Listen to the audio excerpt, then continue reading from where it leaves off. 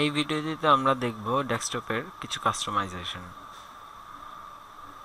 ডেস্কটপের কাস্টমাইজেশনে যা যা রয়েছে তা হলো screen resolution, gadgets, personalize. Screen resolution হচ্ছে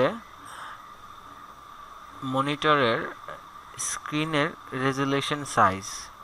এখান থেকে আপনি ক্লিক করে মনিটরের রেজুলেশন সাইজ কমাতে বাড়াতে পারবেন। আপনার মনিটরের স্ক্রিন রেজুলেশন সাইজ অনুযায়ী এগুলো আপনি কমাতে বাড়াতে পারবেন। এখান থেকে যদি আমি এটি সিলেক্ট করে অ্যাপ্লাই দেই, এভাবে স্ক্রিন রেজুলেশনটি চেঞ্জ হয়ে যাবে।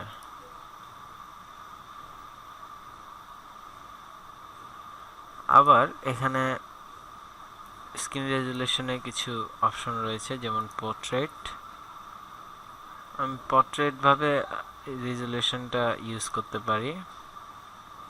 বিভিন্ন কাজের জন্য বিভিন্ন রেজুলেশন ইউজ করা হয়। এরপরে রয়েছে গ্যাডজেটস। উইন্ডোজ 7-এ দারুণ একটি সুবিধা হচ্ছে গ্যাডজেটস। এখান থেকে আমি ড্র্যাগ অ্যান্ড ড্রপ করে অর্থাৎ টেনে নিয়ে যে কোনো গ্যাডজেট ডেস্কটপে দিতে পারবো। এভাবে আমরা ডেস্কটপে গ্যাডজেটগুলো ইউজ করতে পারবো। আবার প্রয়োজন না হলে এখান থেকে ক্লোজ অপশনে গিয়ে আমরা ক্লোজ করতে পারবো। অথবা এখানে বিভিন্ন ধরনের সেটিংসও রয়েছে।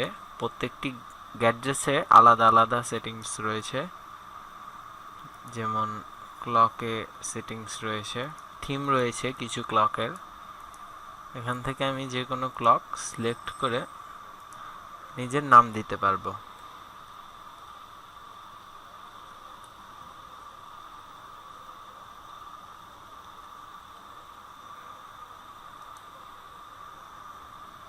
এভাবে গ্যাডজেটগুলো আমরা ব্যবহার করতে পারবো।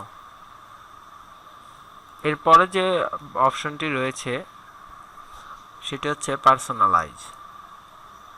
আমরা এর মাধ্যমে ডেস্কটপকে পার্সোনালাইজ করতে পারবো।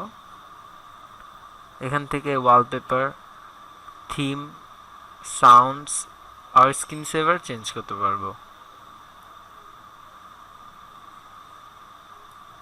এখান থেকে যে কোনো থিম সিলেক্ট করলে আমাদের ডেস্কটপের থিমটি চেঞ্জ হয়ে যাবে।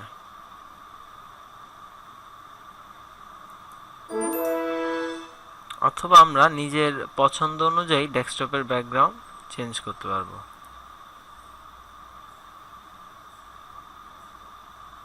এখান থেকে সিলেক্ট করে যে কোনো ব্যাকগ্রাউন্ড বা ফোল্ডারে থাকা ইমেজ আমরা সিলেক্ট করতে পারবো।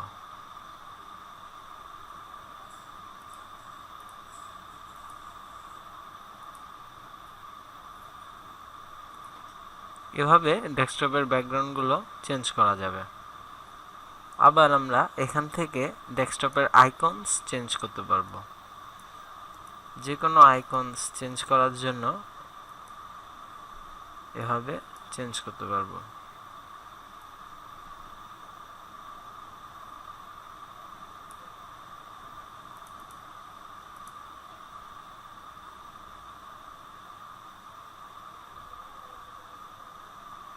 আবার রিসেট করতে হলে রিস্টোর ডিফল্ট দিয়ে আগের মতো করতে পারবো।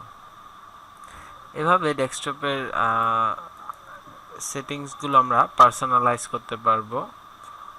আবার এখানে আরেকটি অপশন রয়েছে মাউস পয়েন্টার চেঞ্জ করার। এখান থেকে আমরা মাউস পয়েন্টারটি অর্থাৎ কার্সরটি চেঞ্জ করতে পারবো।